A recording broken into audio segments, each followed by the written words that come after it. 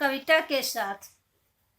तो बच्चों देखो, पहला क्वेश्चन है, कविता में कुछ पंक्तियां कोष्ठकों में रखी हैं, आपकी समझ में इसका क्या औचित्य है?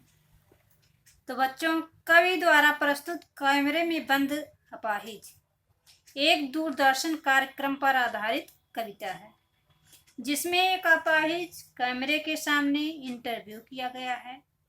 कार्यक्रम का संयोजक या प्रस्तुतकर्ता उस अपाहिज से वार्ता करता है, परंतु बीच बीच में कैमरामैन व दर्शक के प्रति अपने भावों को भी प्रकट किया है, जो कि कोष्ठक में प्रस्तुत किया गया है, और जो कोष्ठक में नहीं है वह उस अपाहिज व्यक्ति के प्रति प्रस्तुत किया गया है। इस प्रकार संयोजक की व्यक्तिगत गतिविधियों को कोष्ठक में रखना हमारी समझ में पूर्ण रूप से औचित्य है। दूसरा क्वेश्चन है, कैमरे में बंद अपाहिज करुणा के मुखौटे में छिपी क्रूरता की कविता है, विचार कीजिए।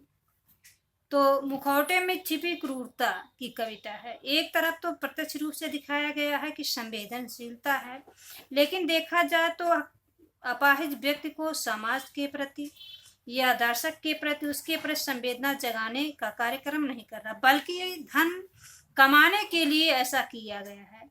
तो बच्चों, इसका आंसर इस तरह से होगा, कैमरे में बंद अपाहिज कविता में एक असहाय अपाहिज से साक्षात्कार किया गया है और उसके प्रति संवेदनशीलता, करुणा को या उसके दुखों को, कष्टों को प्रस्तुत किया गया है। इस कविता का मुख्य उद्देश्य ही है, परंतु दूरदर्शन कार्यक्रम द्वारा इसके प्रति संवेदनहीनता का चित्र प्रस्तुत है। अपने स्वार्थ व कारोबार की वृद्धि के लिए कमजोर अपाहिज की भावनाओं से खिलवाड़ कर उसकी वेदना, पीड़ा, दुख, दर्द को बेचना चाहता है और बेचकर अपने लक्ष्य की पूर्ति करना चाहता है। इस प्रकार वह कविता करुणा व संवेदनशीलता के मुखौटे पर छिपी क्रूरता व स्वार्थ को प्रकट करती है। तीसरा क्वेश्चन है, हम समर्थ शक्तिवान और हम एक दुर्बल को लाएंगे पंक्ति के माध्यम से कवि ने क्या व्यंग किया है? तो बच्चों, कवि ने इन पंक्तियों में उन सभी लोगों पर व्यंग किया है जो किसी असहाय, कमजोर, दुर्बल, अपाहिज व्यक्ति की पीड़ा, वेदना, दुख, दर्द या अपना कष्ट आदि को बेचना चाहते हैं और बेचकर अपनी प्रतिष्ठा बनाना चाहते हैं और अधिक से अधिक धन कमाना चाहते हैं और उनकी मजबूरी का लाभ उठाकर ऐसा सबसे शक्तिमान बनना चाहते हैं।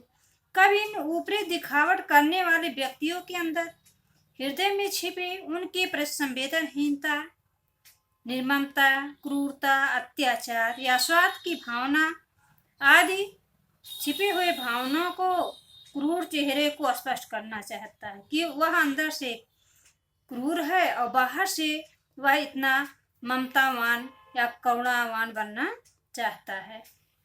क्वेश्चन नंबर 4 है, यदि शारीरिक रूप से चुनौती का सामना कर रहे व्यक्ति और दर्शक दोनों एक साथ रोने लगेंगे तो उसमें प्रश्नकर्ता का कौन सा उद्देश्य पूरा होगा?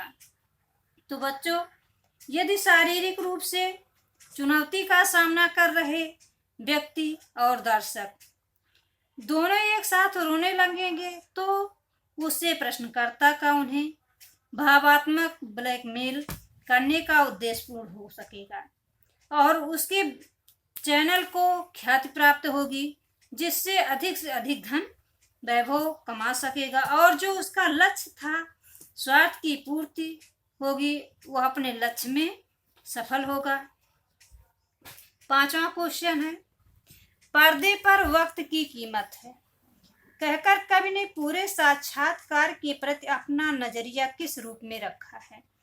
तो बच्चों, पर्दे पर वक्त की कीमत है। प्रस्तुत पंक्ति में कवि ने अपने व्यावसायिक स्वार्थ के भाव को प्रकट किया है कि पर्दे यानी टीवी पर समय गुजारने के लिए काफी धन की आवश्यकता होती है, क्योंकि कोई भी कार्यक्रम प्रस्तुत करना आसान नहीं होता है। कार्यक्रम प्रस्तुत करने के लिए धन की आवश्यकता होती है। बिना धन के कोई कार्यक्रम प्रस्तुत नहीं किया जा सकता है।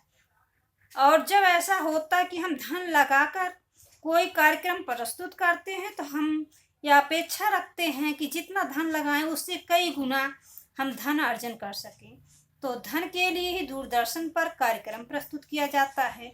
यदि इस कार्यक्रम में रोचकता ना बने तो वह उनके लिए बेकार है, क्योंकि बिना रोचकता के उन्हें ख्याति प्राप्त नहीं होगी और वे अधिक से अधिक धन प्राप्त नहीं कर पाएंगे। तो इसलिए कवि ने पर्दे पर वक्त की कीमत के बारे में बात कही है कि पर्दे पर वक्त की कीमत होती है। अगर कहने का तात्पर्य यही कि यदि उसमें रोचकता ना आए तो जो वक्त जो समय बिताया गया, कार्यक्रम बनाया गया, वह बेकार है। इसलिए पर्दे पर वक्त की कीमत है और उस वक्त जो भी साक्षात्कार हो रहा है या जो टीवी कार्यक्रम बन रहा है उसमें रोचकता आना अनिवार्य है।